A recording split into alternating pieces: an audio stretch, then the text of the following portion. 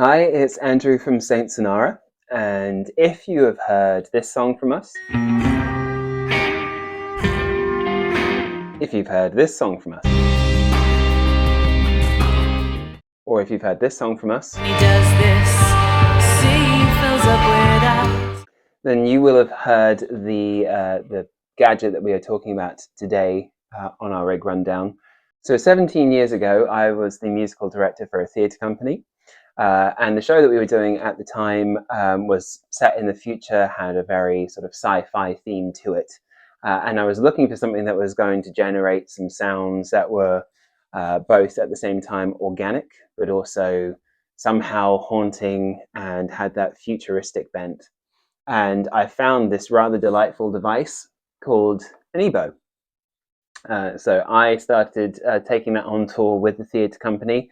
I've used it in multiple shows, recordings since then, and sadly, mine has kind of gone a little worse for wear through use throughout the years. And recently, the good people over at Ebow, they've sent us through a new one, and I can only say that after years of kind of getting by with one that's a little bit road worn, being able to play one of their brand new Ebows has been an absolute delight. So the way that it works is that it has two electromagnets down the bottom that create a magnetic field that causes the string that runs in between to vibrate indefinitely without use of plucking and or strumming. And with that, you get a really beautiful, haunting, just constant note.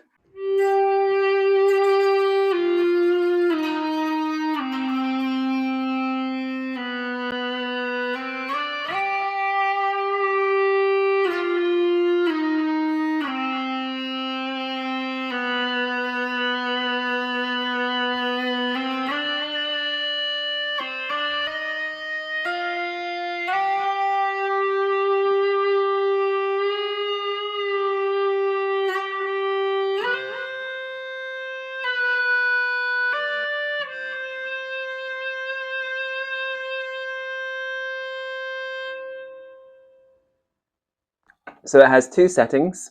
One which creates the original note that you're playing on the fretboard, and then the other one which goes into a harmonic octave, so that you can actually play the notes above where you are on the fretboard. So instead of kind of going all the way up here and running out of space and room to maneuver, you can actually play a lot of higher notes quite comfortably on these lower frets. It creates a beautiful tone, which is really suited to creating melodies in the same way that you would with, say, a violin part or a guitar solo or a cello part.